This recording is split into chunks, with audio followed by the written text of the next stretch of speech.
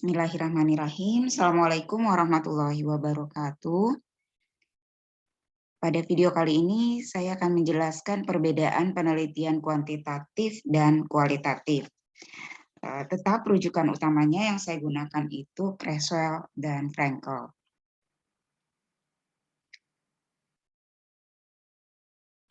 Baik, kita akan lihat perbedaan dari penelitian kuantitatif dan kualitatif. Yang pertama pada aspek asumsi.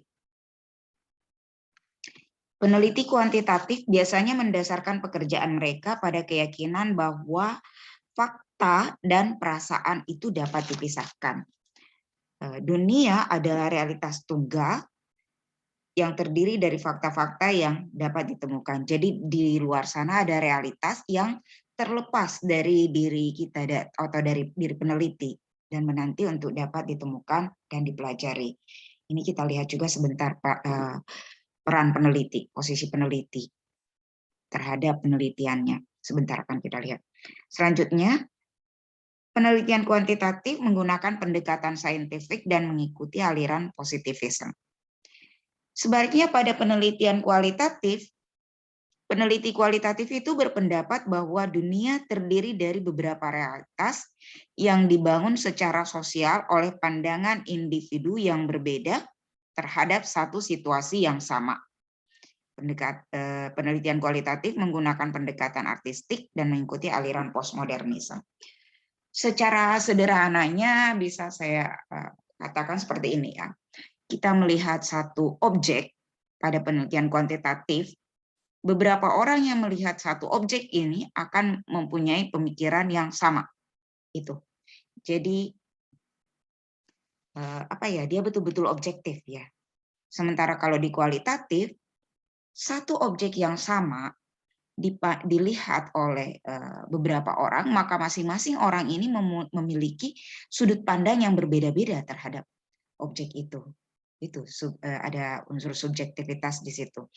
Sehingga di penelitian kualitatif, di laporannya itu sebentar akan kita bahas juga ada being refleksif. Being refleksifnya, peneliti harus menjelaskan dirinya dan latar belakangnya dan sebagainya bagaimana yang bisa mempengaruhi interpretasinya terhadap hasil penelitian.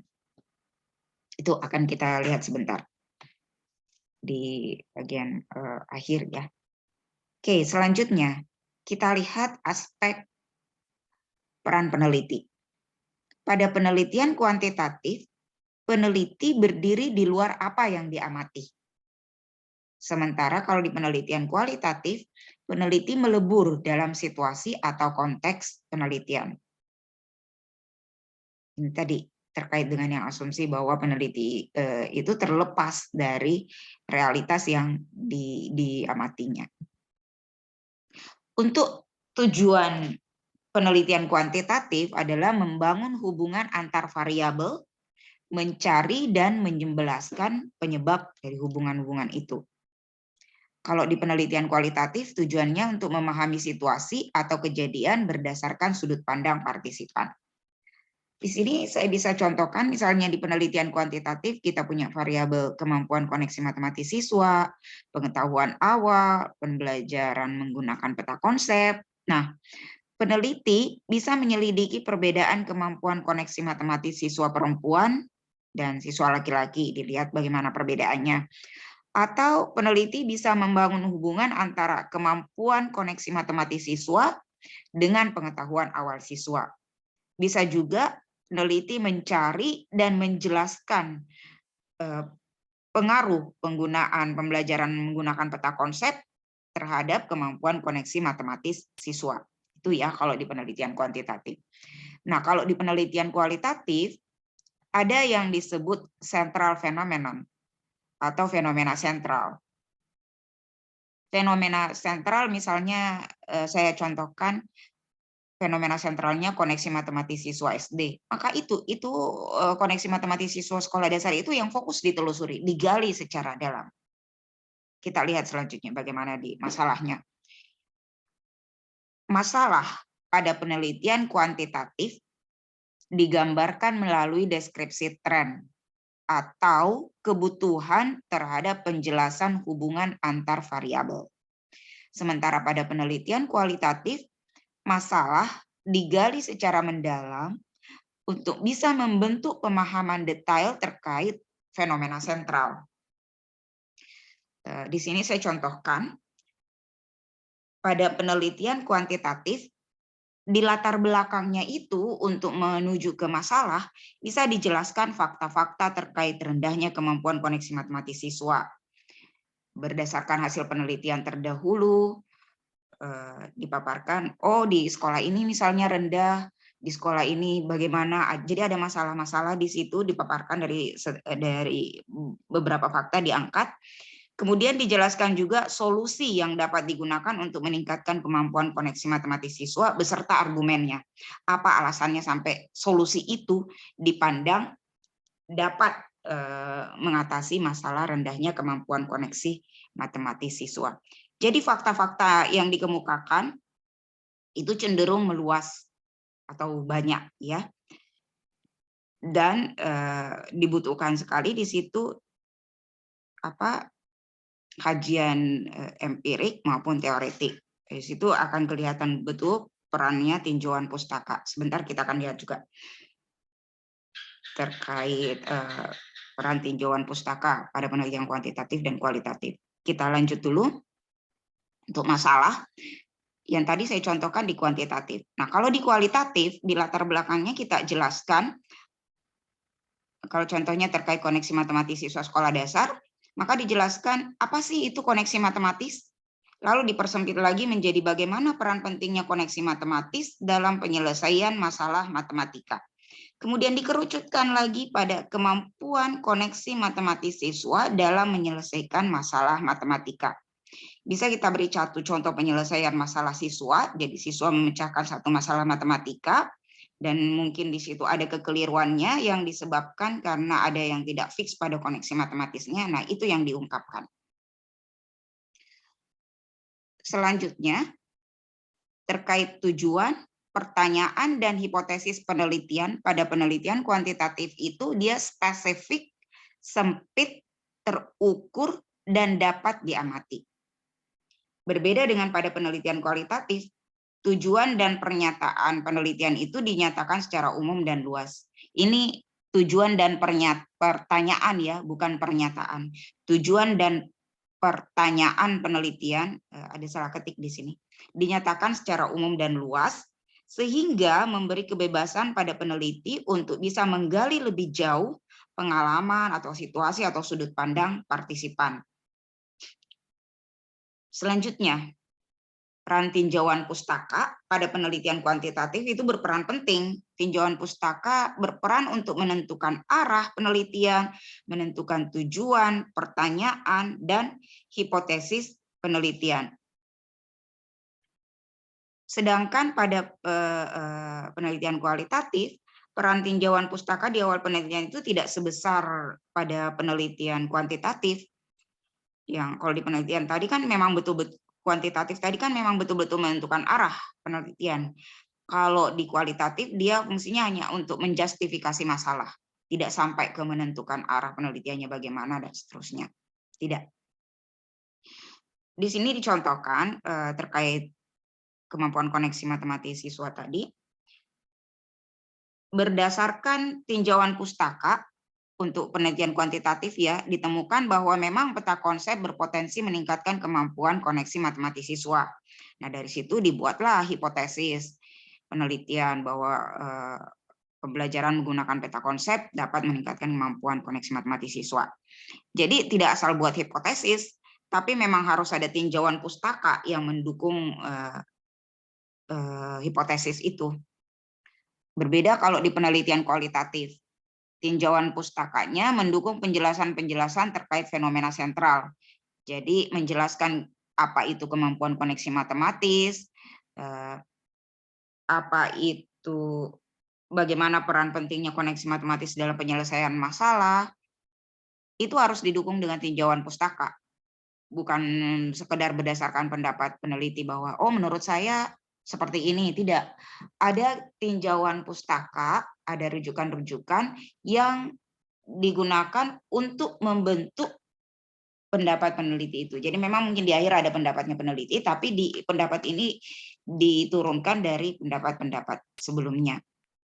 Jadi bukan ngarang bebas ya, pengertian koneksi matematis apa, indikatornya apa saja, bukan ngarang bebas, tapi berdasarkan tinjauan pustaka. Itu di kualitatif.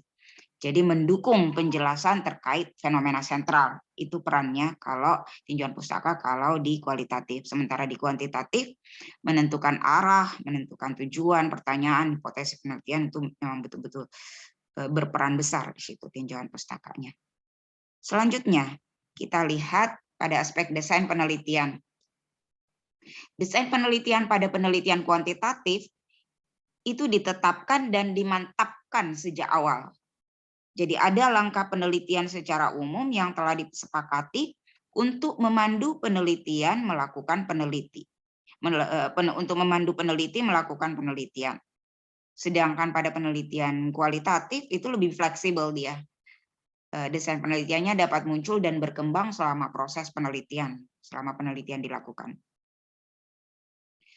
Selanjutnya, data pada penelitian kuantitatif berbentuk angka yang dikumpulkan dari banyak orang menggunakan instrumen yang telah disiapkan sebelumnya.